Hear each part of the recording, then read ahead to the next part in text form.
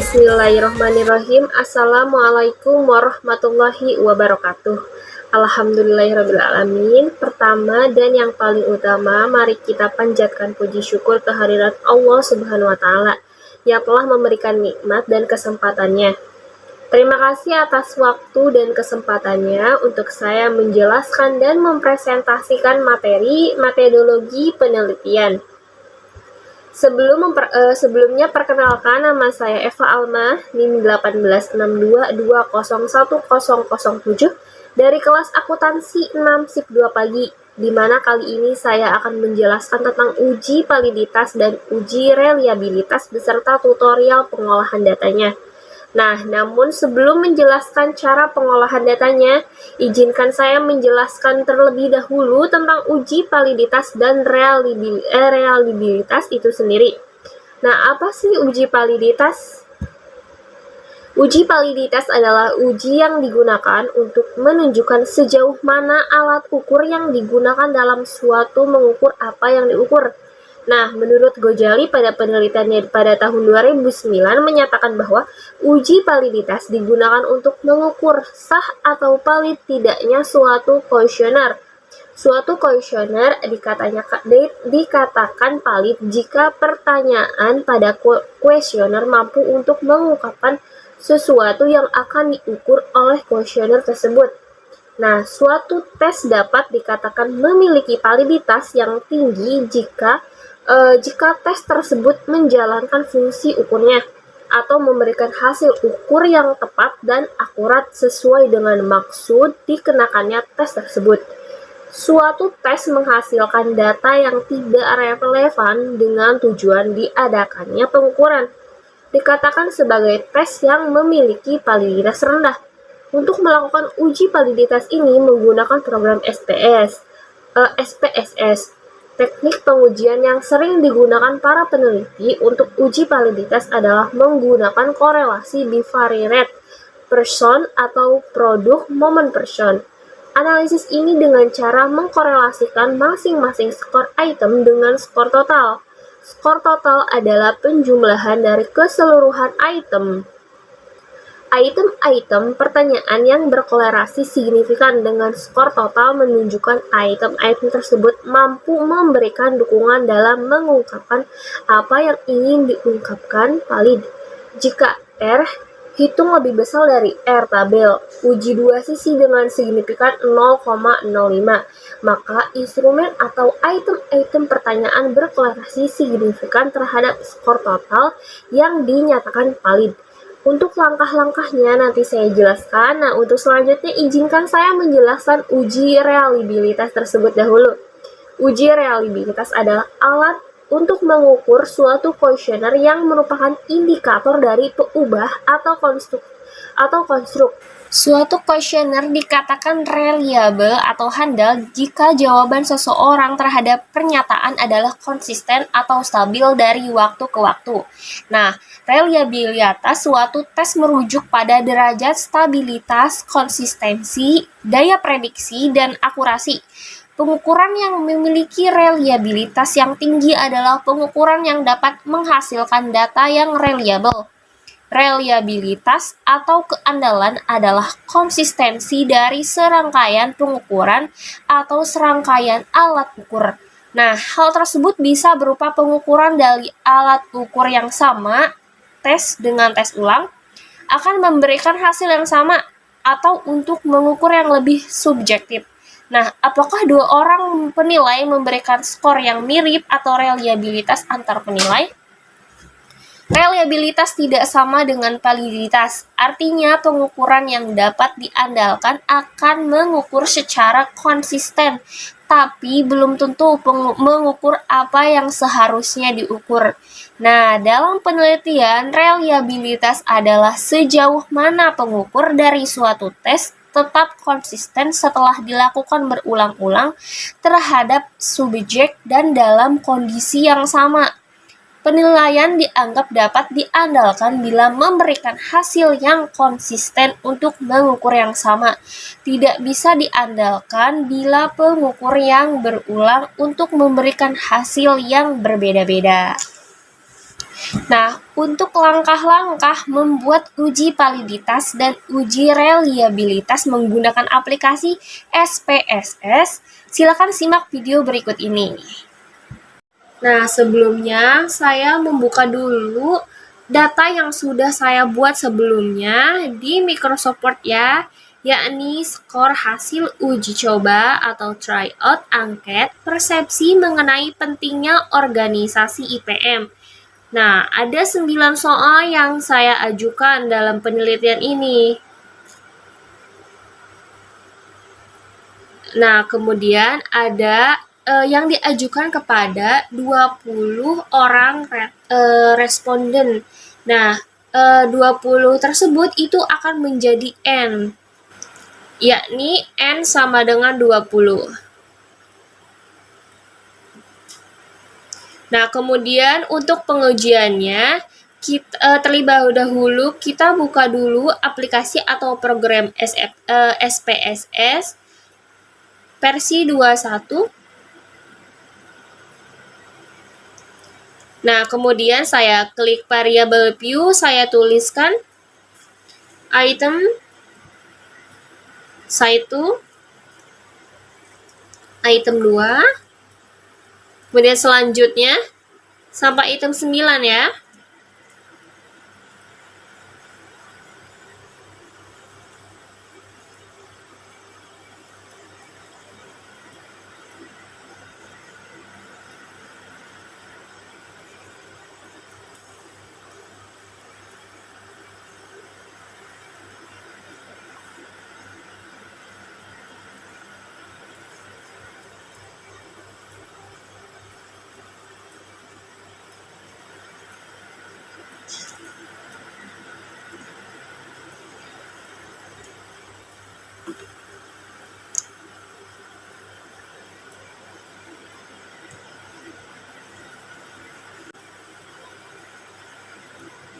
Nah, untuk nomor 10-nya kita tulis skor atau total ya.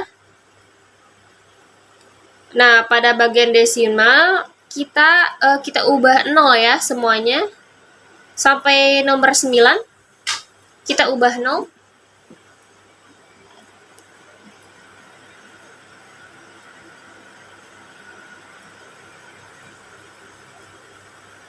Nah, kalau udah seperti ini, selanjutnya saya akan klik data view, kemudian muncul seperti ini. Nah, untuk selanjutnya, kita masukkan saja skor angketnya yang sudah tadi kita buat ya. Saya copy dari nomor 4 sampai ke 22. Kita copy. Kita paste di SPSS. Oke, datanya sudah masuk ke 20. Selanjutnya,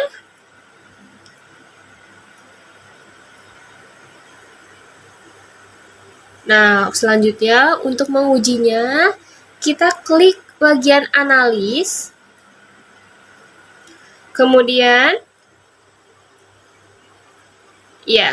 kita ke korelat atau korelasi, kemudian ya seperti ini.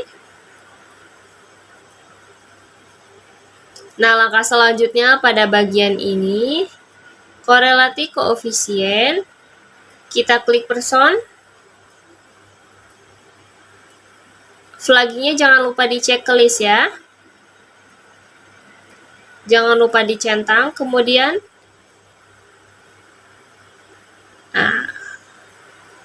kita masukkan itemnya, CTRLA, ya. Kita klik ini, kemudian kita udah masukkan, kemudian kita klik OK.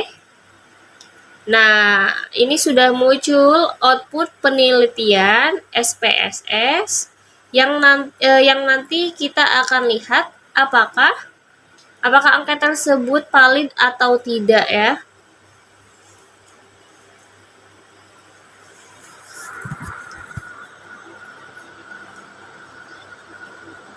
Nah, untuk langkah pertama, kita sudah mengetahuinya.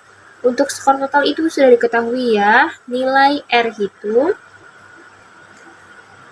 Nah, selanjutnya kita cari kita cari R tabel. Ini R tabel kita dapat begini saja. Kita ketik R tabel sama dengan N. Nah, N-nya kita cari pada N20.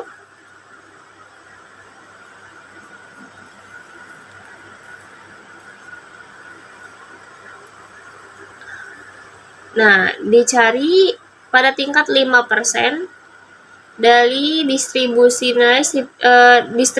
nilai tabel signifikan 5%. Cari R20 0,44. Nah, kemudian kita bandingkan dengan R hitung. Kita bandingkan terlebih dahulu, kita perkecil dulu untuk menu SPSS-nya. Kita geser. Nah, untuk item 1 ternyata lebih besar ya. R1-nya itu 0,781.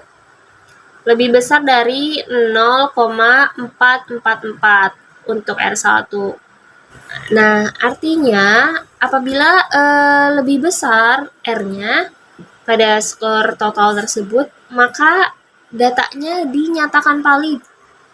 Nah, untuk yang kedua, itu sama ya, 0,600. 789. Iya, 9 juga masih besar ya, 0,498. Nah, karena nilai hitungnya lebih besar dari nilai tabel, maka keputusannya adalah, kita ketik aja keputusan uji validitas di sini. Angket validitas dinyatakan valid. Nah, kemudian kita akan menguji reliabilitas. Setelah kita ketahui bahwa nilai uji validitasnya sudah valid semua. Nah, caranya kayak gimana? Yang pertama, kita buka lagi datanya. Setelah itu kita klik analis, kemudian kita pilih sel, kemudian klik reliabilitas analisis ya. Mudah sekali, bukan? Kemudian kita masukkan ya datanya, ya dimasukkan tanpa skor data ya. Jadi item 1 sampai 9 saja. Kemudian kita masukkan, kemudian kita klik statistiknya.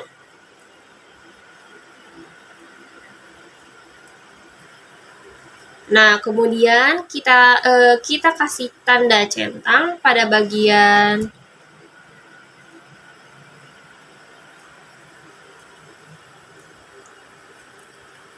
kita klik centang pada scale if item delete, kemudian oke, kita oke. Nah, maka akan muncul seperti ini ya. Nah, diketahui nilai alpha adalah sebesar 0,808, artinya lebih besar daripada nilai R hitungnya, R tabel ya. Lebih besar dari R tabel. Yang 0,444 juga lebih besar dari R tabel ya. Maka dikatakan bahwa angket reliable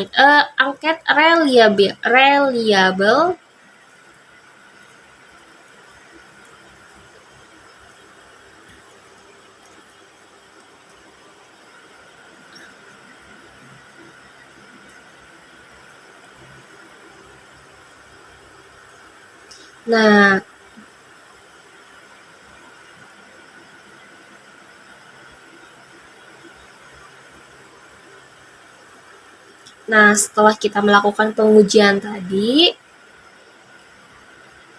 kita sudah mendapatkan dua hal. Yang pertama adalah untuk keputusan uji validitas itu semua angketnya sudah valid ya.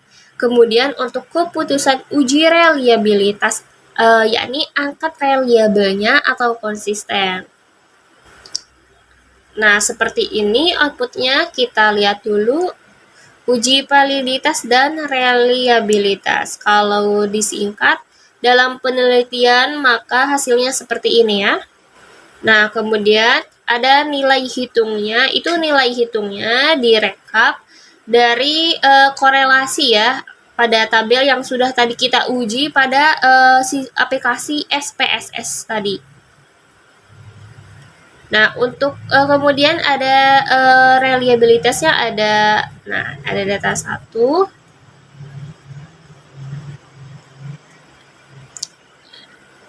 Datanya itu diambil dari uji yang tadi sudah kita lakukan bersama-sama. Baiklah, demikian beberapa hal yang bisa saya sampaikan. Sebelumnya saya mohon maaf yang sebesar-besarnya kepada hadirin sekalian apabila di dalam penyampaian tadi mungkin ada kesalahan kata atau beberapa pernyataan yang menyinggung. Izinkan saya undur diri. Wassalamualaikum warahmatullahi wabarakatuh.